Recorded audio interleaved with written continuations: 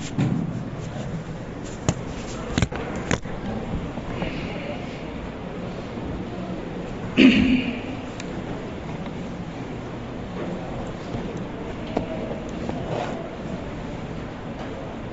علیکم ورحمۃ اللہ وبرکاتہ.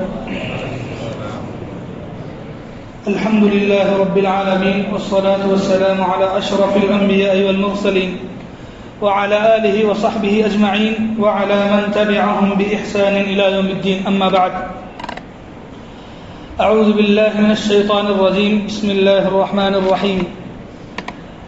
ام حسبتم ان تدخلوا الجنة ولما يأتكم مثل الذين خلوا من قبلكم مستهم البأساء والضراء وزلزلوا حتى يقول الرسول والذين آمنوا معه متى نصر الله ألا إن نصر الله قريب. برادران اسلام، پردہ نشین خواتین، میں نے ابھی آپ کے سامنے سورہ بقرہ کی 214ویں آیت پڑھی ہے. آج کی تراویح میں دوسرا پارہ آپ کے سامنے سنایا گیا ہے. دوسرے پارے کی یہ ایک آیت ہے سورہ بقرہ کی. ابھی سورہ بقرہ مکمل نہیں ہوا، کل انشاءاللہ مکمل ہوگا. سورہ بقرہ کے اندر اللہ تعالیٰ نے خاص کر کے ان صورتوں میں اللہ تبارک و تعالیٰ نے مسلم امت کی بہت ساری حالتوں کو بیان کیا ہے. آج خصوصاً ہندوستان کے اندر ہم دیکھتے ہیں کہ مسلمان جگہ جگہ ستائے جا رہے ہیں، مسلمانوں کو مارا جا رہا ہے، مسلمانوں کو تکلیفیں دی جا رہی ہیں.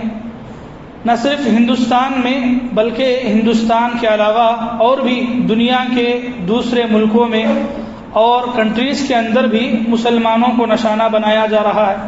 آپ دیکھ رہے ہیں ایک لمبے زمانے سے فلسطین ہو، افغانستان ہو، ملک شام ہو، یمن ہو، یہ سارے مسلمانوں کے لیے ایک جنگ کا میدان بنے ہوئے ہیں. گویا پورے مسلمان اس لفظ کے انتظار میں ہیں کہ اللہ کی مدد کب آئے گی، اور ہم میں کا ہر آدمی بھی کیا چاہتا ہے، اللہ کی مدد کب آئے گی. تو اللہ کی مدد کب آئے گی، یہی سوال میں قرآن کے اندر اگر اس کا جواب دیکھتا ہوں تو اللہ تعالیٰ نے اس کا جواب دیا. کہا سورہ بقرہ کی اس آیت میں، ام حسبتم ان تدخلوا الجنہ، کیا تم یہ سمجھتے ہو کہ تم جنت میں داخل ہو جاؤ گے. ولما یأتکم، حالانکہ تم پر ویسی حالتیں نہیں آئی جیسے تم سے پہلے لوگوں پر آئی. مستہم البأس، تم سے پہلے لوگوں کو تنگ دستی یعنی فقر و فاقہ تھا.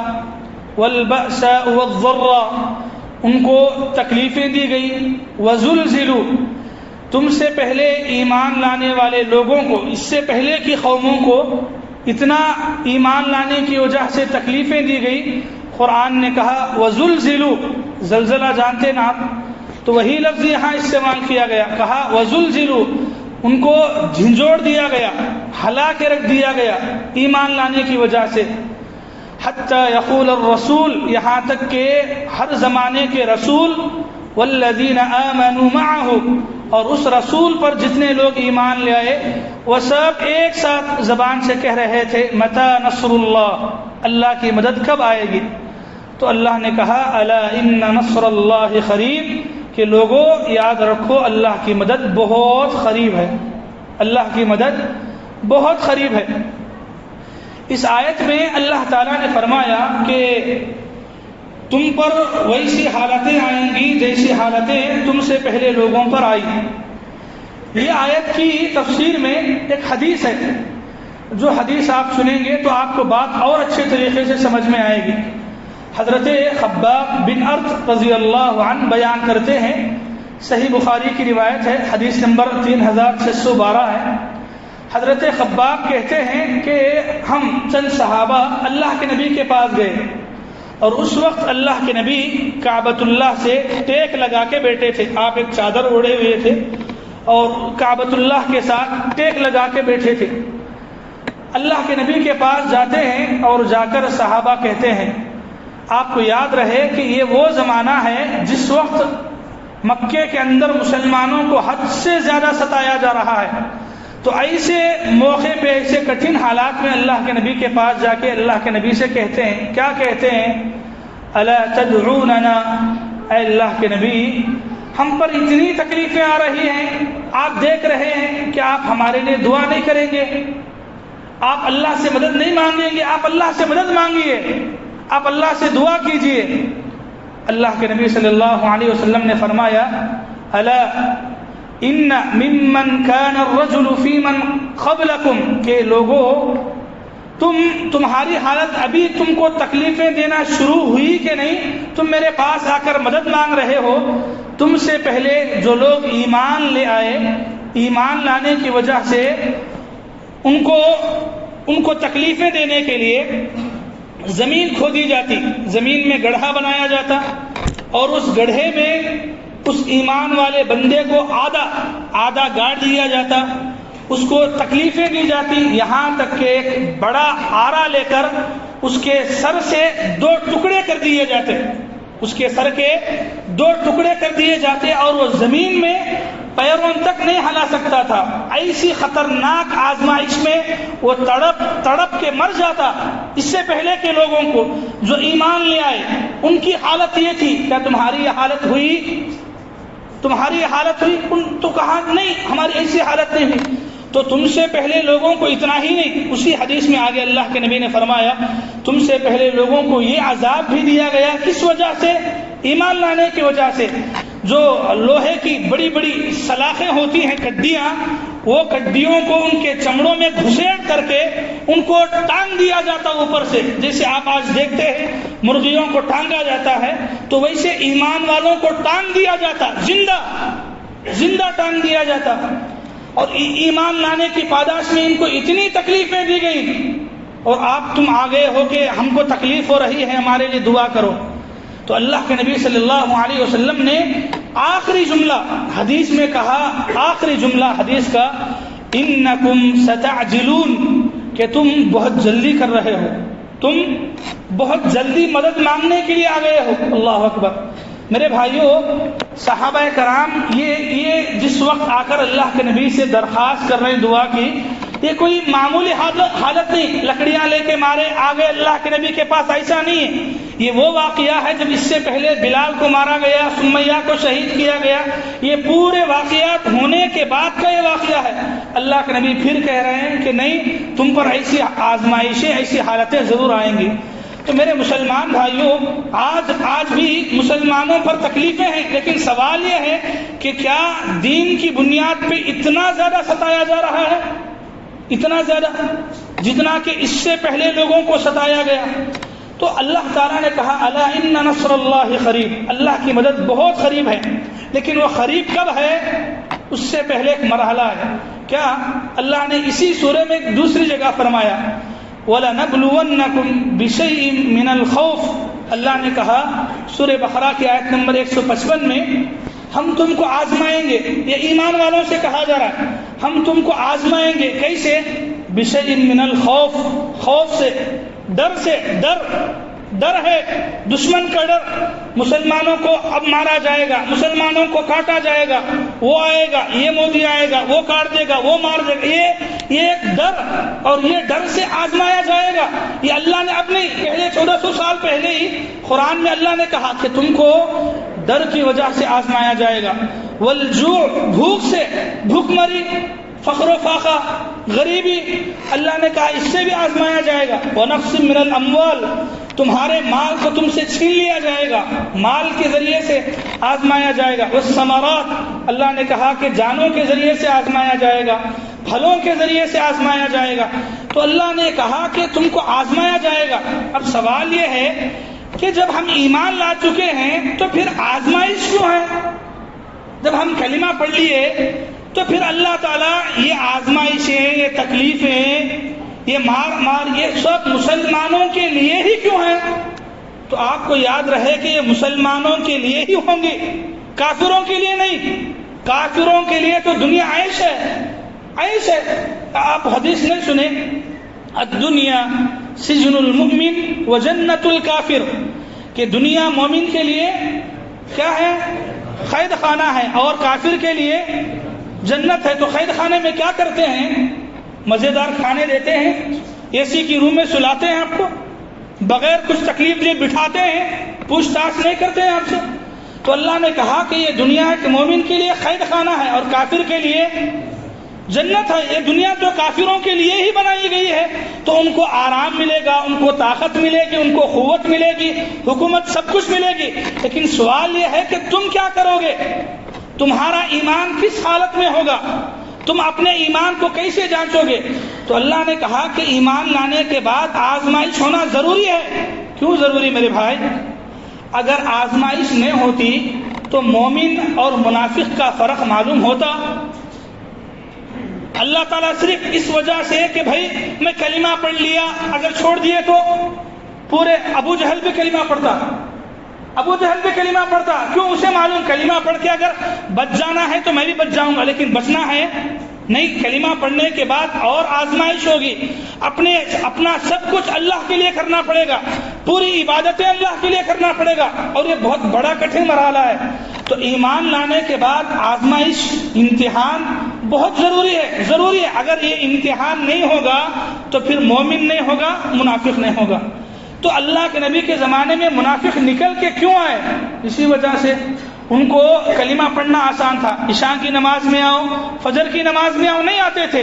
وہ سمجھتے تھے کہ نہیں، ہم ایمان لائے، ہم نمازیں نہیں پڑھیں گے۔ ایمان تو لاتے ہیں، لیکن جنگ میں آنے کی بات آئے، نہیں، ہم نہیں آتے جنگ میں۔ محمد تم جاؤ، تمہارے ساتھیاں جاؤ، تم جا کے لڑ لو، ہم نہیں آئیں گے۔ کیوں؟ ہم کو آزمائش اچھی نہیں لگتی ہے۔ تو اللہ نے ان کو کیا نام دیا؟ اللہ نے کہا کہ منافق ہیں۔ تو یہ منافق ہیں جو جن کی زبان پہ کلمہ جاری ہے لیکن دلوں میں کفر، نفاق، مسلمانوں کی دشمنی بھر بھر کے اٹھا کے رکھے ہیں۔ تو یہ آزمائش ضروری ہے، لیکن یہ آزمائش میں اللہ کی مدد کب آئے گی؟ سب سے بڑی شرط، اگر آج کا مسلمان چاہے انفرادی زندگی میں ہو، الگ اپنی گھریلو زندگی میں ہو، یا مسلمان ہندوستان کی سطح پر ہو یا عالمی سطح پر ہو، اللہ کی مدد کو حاصل کرنا چاہتے ہیں، اللہ نے پہلی شرط بیان کی، کہا اللہ تعالیٰ نے فرمایا کہ اگر تم اللہ تعالیٰ کی مدد حاصل کرنا چاہتے ہو، ان تنصروا اللہ ینصرکم، اللہ نے کہا کہ تم اللہ کے دین کی مدد کرو، اللہ تمہاری مدد کرے گا۔ سورہ محمد آیت نمبر 7 اللہ نے فرمایا اللہ کی مدد اگر تم لینا چاہتے ہو تو تمہیں کیا کرنا ہے؟ بولیے کیا کرنا ہے؟ اللہ کے دین کی مدد کرنا ہے۔ اللہ کے دین کی مدد کا مطلب ہے کہ آدمی خود بھی ایمان لے آئے، دوسروں کو بھی ایمان لانے کی دعوت دے، آدمی خود بھی ایمان پر جم کے رہے، دوسروں کو بھی ایمان کی طرف بلائے، آدمی خود اپنے گھر والوں کو شرک سے بچائے، بدعتوں سے بچائے، اور اپنے رشتہ داروں کو بچائے، اور دوسروں کو بھی اس کی تبلیغ کرے، خود بچنے کے ساتھ اوروں کو بھی تبلیغ کرے۔ یہ ایمان ہے، یہ دین کی مدد ہے۔ تو اب ذرا اپنے آپ سے پوچھو، کیا ہندوستان کا مسلمان اللہ کے دین کی مدد کر رہا ہے؟ ہندوستان کا چھوڑو، ہم کہیں میں اور آپ اللہ کے دین کی مدد کر رہے ہیں؟ اللہ کے دین کی مدد کے لیے ہمارے پاس وقت کتنا ہے؟ بھائی سوال کرنا بولے تو ہر آدمی سوال کرتا ہے، کیا اتنا مسلمانوں پہ ظلم ہو رہا، اللہ نہیں دیکھ رہے کیا؟ اللہ تعالیٰ مدد نہیں کر سکتے کیا؟ اللہ تعالیٰ بولے تو کیا نہیں کر سکتے؟ ایسے سوالات یہ کون سوال کرتا ہے؟ جو فجر کی نماز میں آپ کو مسجد میں نہیں آئے گا، جو کب مسجد میں آئے گا؟ جمعہ میں ایک مرتبہ، یعنی ہفتہ، اتوار، پیر، منگل، چاشمہ، جمعرات، یہ آپ کے کام کے لیے جاؤ، گھر بنانے کے لیے پیسہ جمع کرو، بچوں کے لیے پیسہ جمع کرو، سونا چاندی کے لیے پیسہ جمع کرو، بیپار، تجارت، کام، یہ سب کتنے دن؟ پورے دن۔ جمعہ میں دین کے لیے کتنا گھنٹہ نکالو؟ آدھا گھنٹہ مشکل سے۔ یہ حالت ہمارے دین کی ہے۔ اب جو نماز پڑھنے والے ہیں وہ اگر ان کو لے لیں گے تو سمجھو کہ دن میں 1-1.5 گھنٹہ، اتنا ہی بس۔ ہمارا دین سے اٹیچمنٹ کتنا ہے؟ اتنا میرے بھائی، اس سے بڑھ کے ہے اس سے بڑھ کے۔ تو ہم نے 8 دنوں میں ایک دن میں نہیں ہے، جمعہ میں ایک دن میں نہیں ہے، جمعہ کے اندر 1 گھنٹہ مشکل سے نکال رہے ہیں دین کے لیے۔ اللہ کی مدد کہاں سے آئے گی؟ آپ دین کی مدد کر رہے ہیں، یعنی آپ دنیا میں جس گھر میں رہنا چاہتے وہ گھر اتنا عالیشان بناتے، اتنا عالیشان بناتے، 60 70 سال 80 سال گزر جاتے بناتے بناتے۔ ارمان آپ کے کیا ارمان؟ میرا گھر اچھا رہنا، وہ گھر میں مرا تو بھی میرے بچے اچھے رہنا، اتنی تیاری، پوری زندگی کی کمائی لوگ وہ گھر کے واسطے ڈال رہے۔ سوال یہ ہے کہ جنت کے گھر کے واسطے اتنی تیاری کرے آپ؟ کرے کیا میرے بھائی؟ جب آپ نہیں کرے تو پھر اللہ کی مدد کہاں سے آتی ہے؟ اللہ کی مدد آنے واسطے کوئی جگہ بچا ہے آپ؟ نہیں۔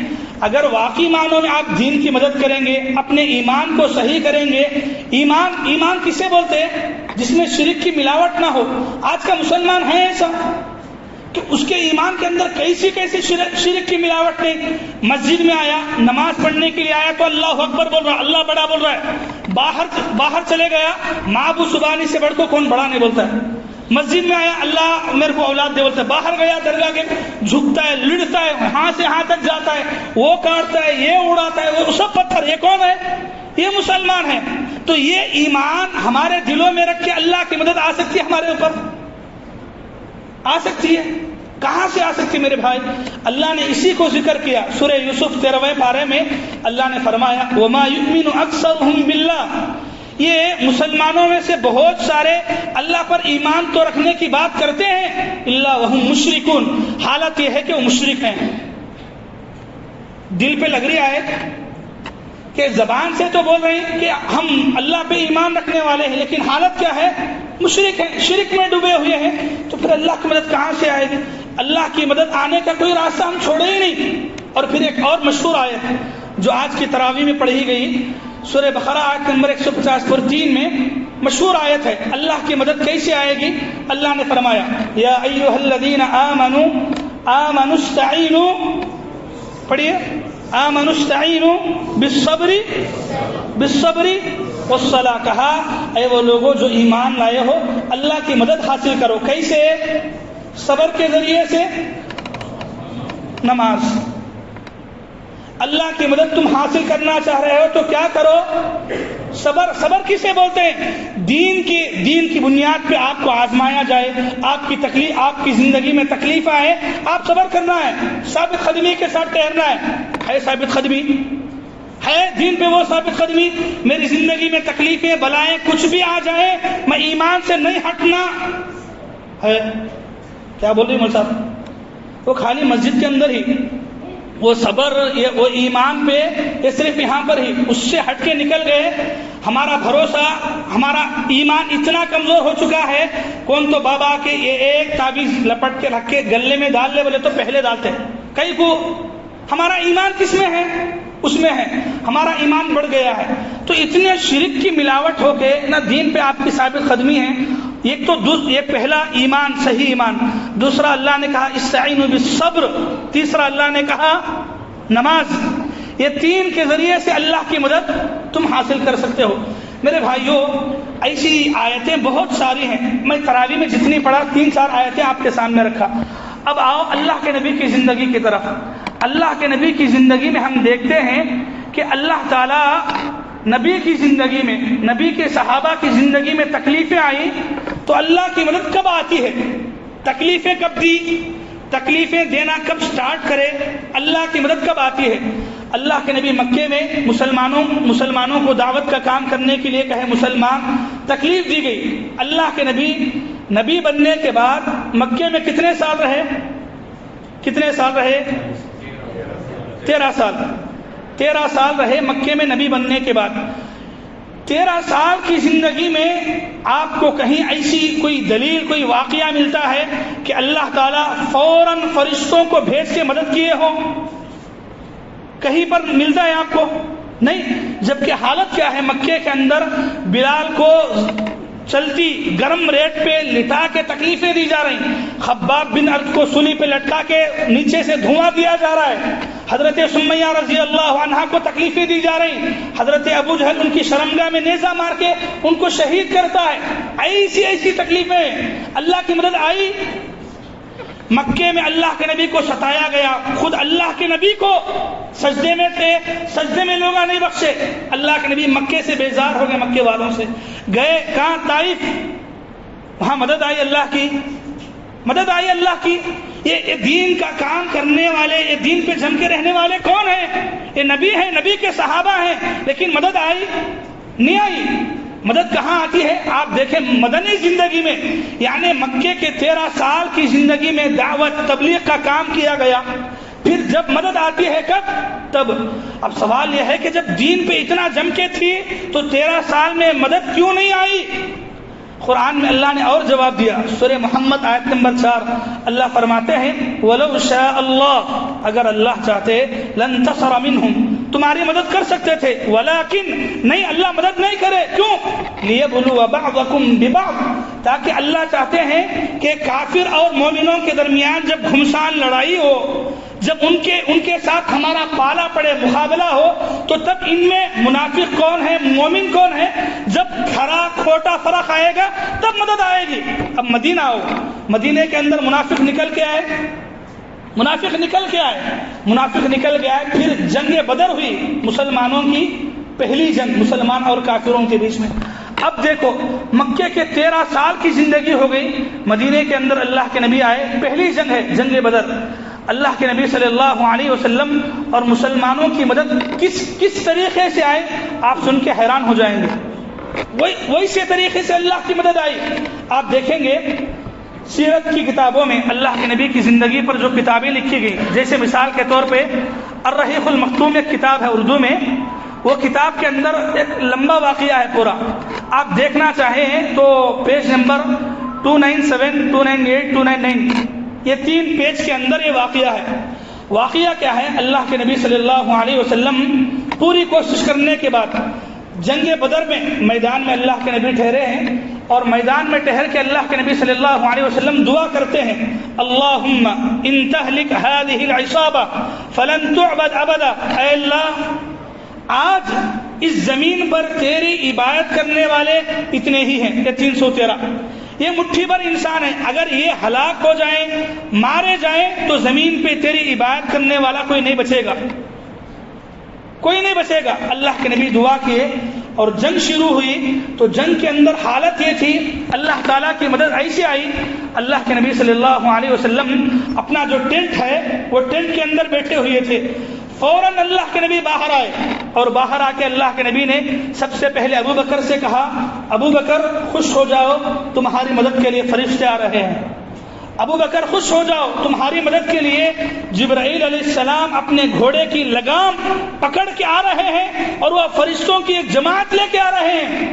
اور اسی وقت دیکھا گیا ابو جہل کا بیٹا جو جنگ بدر میں شامل تھا، جنگ ہونے کے بعد وہ کہتا ہے کہ ہمارے جو کافر ساتھیاں تھے، کئی ساتھیوں کو ہم دیکھے کہ اس کی کسی کافر کی گردن کٹ کے نیچے گر جاتی، پتہ نہیں چلتا کہ کاٹنے والا کون ہے، ایک کافر بھاگ رہا ہے، اس کے پیچھے مسلمان اس کے پیچھے پڑا ہے، اور مسلمان اتنا دور ہے، کافر اتنا آگے ہے، اس کا کوڑلا بھی وہاں تک نہیں جا سکتا، لیکن کافر کو مار پڑنے کی آواز آ رہی، اور ایسا تمانچہ پڑ رہا ہے کہ کافر وہیں کا وہیں نیچے گر رہا ہے، اور اس کو جا کر دیکھے تو اس کا منہ پورا دھس گیا ہے۔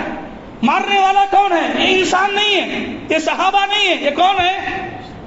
یہ اللہ کے فرشتے ہیں۔ تو یہ اللہ کے فرشتوں کی مدد کب آئی؟ اللہ کے نبی کو جب سجدے میں گندگی ڈالی گئی جب آئی، حضرت بلال کو تکلیفیں دی گئی جب آئی، بھائی اللہ چاہے تو نہیں کر سکتے تھے، کر سکتے تھے نا، ضرور کیوں نہیں آئی؟ اس لیے کہ وہ ابتدائی مرحلہ تھا، وہ شروعات کا مرحلہ تھا، اللہ آزمانا چاہ رہے تھے، اللہ دیکھنا چاہ رہے تھے کہ تکلیف میں، آزمائش میں، امتحان میں، مصیبتوں میں پڑھ کے بھی مسلمان دین پہ رہتا ہے یہ ہٹ جاتا ہے، یہ اللہ دیکھنا چاہ رہے تھے۔ جب اللہ کو سمجھ میں آ گیا، اللہ تعالیٰ نے دیکھا کہ واقعی میں ایمان لانے کے بعد وہ ایمان پہ جم کے ہے، کتنے لوگاں بھی تکلیف جو ایمان سے نہیں ہٹ رہے، تب اللہ نے کیا کی؟ یہ اللہ کی مدد آئی۔ کب آئی؟ اس وقت آئی۔ کیا ہمارے دلوں میں ایسا ایمان ہے، ایسا یقین ہے دین کے لیے؟ کیا ہم اتنی قربانیاں دینا چاہ رہے ہیں؟ ہے کیا میرے بھائی؟ میرے اندر ہو، آپ کے اندر ہو، ہمارے گھروں میں ہو، کیا ایسا دین کا ماحول ہے ایسا دین کا ماحول؟ اللہ کے نبی صلی اللہ علیہ وسلم اس کے بعد کی زندگی دیکھتے جاؤ جی آپ، اس کے بعد جو جنگیں ہوئی اللہ کے نبی کے زمانے میں، آپ کی عقل حیران رہ جائے گی، واقعی میں حیران رہ جائے گی۔ اس کے بعد سے اللہ جو مدد کرنا شروع کرے آپ کو سمجھ میں آئے گا ہی نہیں کہ کہاں سے اللہ کی مدد آ رہی ہے۔ تو اللہ کی مدد جو اللہ نے قرآن میں فرمایا الا ان نصر اللہ قریب، اللہ کی مدد قریب ہے۔ اللہ کی بات جھوٹی ہو سکتی ہے؟ نہیں ہو سکتی ہے۔ اللہ تعالیٰ نے قرآن میں وعدہ کیا، آپ 17واں پارہ سورہ نور اٹھا کے پڑھیں، ایک آخری آیت میں آپ کے سامنے رکھتا ہوں، سمجھیے آیت کو۔ اللہ نے فرمایا، شروع آیت کا ٹکڑا کیا ہے؟ وعد اللہ، اللہ تعالیٰ تم سے وعدہ کرتے ہیں، اللہ تعالیٰ تم سے وعدہ کرتے ہیں، وعد اللہ الذین آمنوا منکم، تم میں سے جو لوگ ایمان لے آئے، وعملوا الصالحات، اور نیک عمل کرے، لَيَسْتَخْلِفَنَّهُمْ فِي الْأَرْضِ، تو زمین میں ان کو حکومت دیں گے، زمین میں بادشاہی دیں گے، زمین میں بڑا پن دیں گے۔ شرط کیا ہے؟ آگے کی آیت پڑھیے، آگے اللہ فرمایا یعبدوننی لا یشرکون بی شیئا، شرط یہ ہے کہ وہ صرف میری عبادت کرے، میرے علاوہ کسی کے سامنے سر نہ جھکائیں، میرے علاوہ کسی سے مدد نہ مانگے، میرے علاوہ کسی کو میرے برابر لا کے نہ ٹھہرائے، میرے علاوہ کسی اور کی عبادت کے لیے درگاہ نہ بنائے۔ یہ ہے ہمارے اندر، ہماری دھرتی پہ ہے، یہ اللہ نے کہا۔ پھر آگے فرمایا یعبدوننی لا یشرکون بی شیئا ومن کفر بعد ذلک فاولئک هم الفاسقون، اس کے باوجود بھی اگر کوئی آدمی انکار کرتا ہے تو فاسق ہے، وہ فاسق ہے۔ تو یہ آج ہندوستان کے اندر مسلمانوں کے ساتھ جو کچھ ہو رہا ہے یہ اتنا نہیں ہے جتنا اس سے پہلے ہو چکا ہے۔ بس ہم کو ہمارے لیے ایک امتحان ہے کہ ہم دین پہ کتنا جم کے رہتے ہیں۔ آج دیکھو ایک ڈر ہے، ایک خوف ہے، اور اس خوف کی وجہ سے ہندو مسلمانوں کو درمیان ایسا فتنہ، آپ کو حیرانی ہوگی، خود آج راجستھان کے ایک علاقے میں جو روزہ رکھے تھے مسلمان لوگ، ان کے گلیوں میں گھس کے مارا گیا۔ آج کی بات ہے، پہلے روزے کی بات ہے۔ یعنی ایک ڈر مسلمانوں میں پیدا کیا گیا ہے، اور مسلمان بھی کیا ہے، ایسے ڈر، ایسے خوف میں جی رہے ہیں کہ اب کیا ہوگا، ہماری زندگی کیا ہوگی، ہمارے بچے کیا ہوں گے۔ بھائی آپ کی زندگی کا آخری لمحہ، آخری دن بھی اللہ نے تقدیر میں لکھ دیا ہے، آپ کے بچوں کی بھی لکھ دیا ہے، لیکن شرط یہ ہے کہ وہ آخری دن تک ایمان پہ جم کے رہتے یا نہیں۔ وہ کس کا کام ہے؟ وہ اللہ کا کام ہے، وہ میرا کام ہے کہ میری موت کیسے ہوتی ہے میرے ہاتھ میں نہیں ہے، لیکن وہ موت تک دین پہ جم کے رہنا ہے میرے ہاتھ میں، میرے ہاتھ میں ہے، میرے ہاتھ میں ہے، لیکن ہم کر رہے ہیں؟ نہیں کر رہے ہیں۔ تو میرے بھائیوں، میری ماں اور بہنوں، باتیں اور بہت ہو سکتی ہیں اللہ کی مدد کے حوالے سے، کہ اللہ کی مدد کب آئے گی، اللہ کی مدد کیسے آئے گی۔ ہم لوگ شکایت کرتے نا، میں کتنی کی دعائیں کر رہا ہوں اور اللہ میری دعائیں نہیں سنتے، اللہ کہیں کو ہماری زندگی میں تکلیفیں دیے، اللہ تعالیٰ ہمارے ساتھ کیوں ایسا کر رہے ہیں، مسلمانوں کو اتنا کیوں ظلم ہو رہا ہے، کافر کیوں اتنا آرام ہے۔ تو بھائی کافر کو تو آرام ہے ہی، آپ یہ نکال دیجئے ذہن سے کہ کافر کو یہ دنیا میں اللہ تعالیٰ عذاب میں، آزمائش میں ڈال دے گا۔ نہیں، آزمائش تو کن کی ہوگی؟ ایمان والوں کی۔ اور جنت کن کی ہوگی؟ جنت کن کی ہوگی؟ کافروں کی نہیں۔ وہ زندگی بڑی ہے یا یہ زندگی بڑی ہے؟ وہ زندگی ہمیشہ کی زندگی ہے۔ تو میرے بھائیوں، کہنا یہ ہے، اللہ کی مدد، اللہ کی رحمت ہر ایک آدمی، ہر ایک مسلمان انتظار میں ہے۔ ہر ایک مسلمان کی زبان پہ سوال ہے، اللہ مدد کب کرتے، لیکن اللہ تعالیٰ کا بھی سوال ہے، میرے دین کے لیے تو کیا کیا ہے۔ اگر ہمارے پاس اس کا جواب ہے تو اللہ کی مدد آئے گی۔ ہے جواب ہے، ہم جواب دینے کے قابل ہیں کہ اللہ نہیں، ہماری مدد کرنا تیرے اوپر ضروری ہے۔ ہاں میرے بھائی، آپ یہ نہ کو سمجھو میں تو 5 وقت کی نمازیں پڑھنے والا ہوں، میں اتنا بڑا عبادت گزار ہوں، اللہ میری مدد کیوں نہیں کرتے۔ ایک چھوٹا سورہ قرآن کا آپ میں سے ہر ایک کو یاد ہوگا، والعصر ان الانسان لفی خسر الا الذین آمنوا وعملوا الصالحات، پھر وتواصوا بالحق۔ اللہ نے کہا پورے انسان خسارے میں ہے، صرف وہ لوگ خسارے میں نہیں ہیں جو ایمان لائے، نیک عمل کرے، اور پھر وتواصوا بالحق، حق کی وصیت، حق کی نصیحت دوسروں کو کرنے والے ہیں ہم۔ زیادہ بولے تو دوسرے درجے میں آتے، یعنی ایمان لا کے نیک عمل کرنے والے۔ اس سے بڑھ کے جو تیسرا کام ہے کہ اپنے گھر والوں کو، اپنے رشتہ داروں کو بھی حق کی وصیت کرنا، توحید کی دعوت دینا، شرک سے بچانا۔ باہر والوں کو چھوڑو، آپ کریں، ارے نہیں مولانا یہ تو ہمارا کام نہیں، یہ تو تمہارا کام ہے، یہ ہمارا کام ہم سمجھتے ہی نہیں، ہماری ذمہ داری کو ہم قبول کرتے ہی نہیں۔ ہاں آپ کی بیوی ہے، آپ کے بچے ہیں، آپ کے بھائی ہیں، آپ کے چچا، بڑےوا، ماموں، تایا، پھپھا، یہ سب ان کے بیٹے جو آپ کے ریلیٹیوز ہیں، کہ آپ توحید کی دعوت پہنچائے جی۔ تو دین کی مدد کیا حساب میں کر رہے ہیں آپ؟ سوال ہے، یہ اللہ کا سوال ہے۔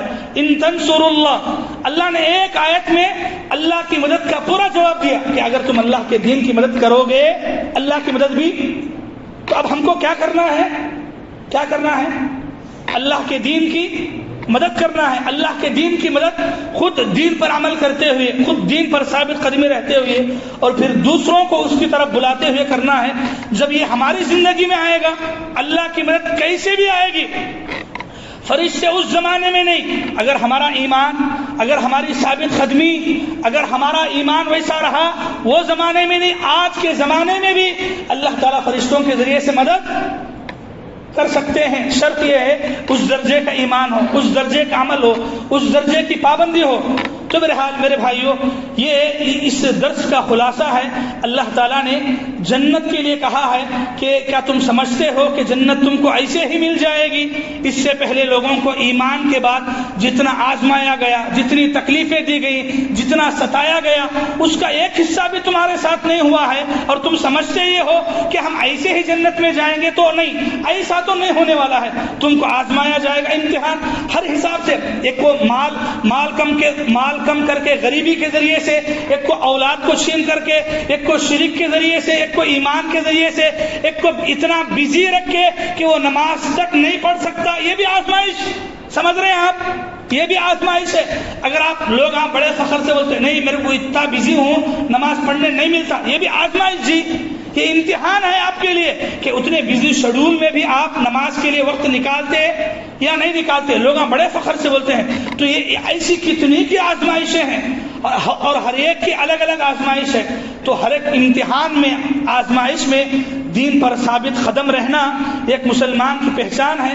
ایک مسلمان جب دین پر ثابت قدمی دکھائے گا تو پھر اللہ تعالیٰ کی مدد ضرور آئے گی۔ دعا کرتا ہوں اللہ تعالیٰ مجھے اور آپ کو، جو اللہ نے اپنی مدد کے لیے شرطیں بتائی ہیں، ایمان پکا ہو، دین کے راستے میں صبر ہو، نمازوں کی پابندی ہو، اللہ کے دین کی مدد کی جائے۔ اللہ تعالیٰ ان راستوں پہ عمل کر کے اللہ کی مدد حاصل کرنے کی توفیق عطا فرمائے۔ ہم میں سے جس کی زندگی میں اللہ تعالیٰ نے آزمائشیں، مصیبتیں، پریشانیاں دیے ہیں، اللہ تعالیٰ ہر ایک کو صبر کی ثابت قدمی کی توفیق عطا فرمائے۔ اللہ تعالیٰ کے آزمائش کے دنوں میں شرک بدعت کے راستوں پر جانے کے بجائے توحید کے راستے پر باقی رہنے کی توفیق عطا فرمائے۔ دنیا ہمارے پیچھے کتنا بھی دشمن ہو جائے، اللہ تعالیٰ ایمان کی دولت، ایمان کی قدر کرنے کی توفیق عطا فرمائے۔ جب تک ہمیں زندہ رکھے، ایمان پر زندہ رکھے، ہمارا خاتمہ بھی ایمان پر عطا فرمائے۔ آمین ثم آمین۔ وآخر دعوانا ان الحمد للہ رب العالمین۔ والسلام علیکم ورحمۃ اللہ وبرکاتہ۔ سبحانک اللہم بحمدک، اشہد ان لا الہ الا انت، استغفرک واتوب الیک۔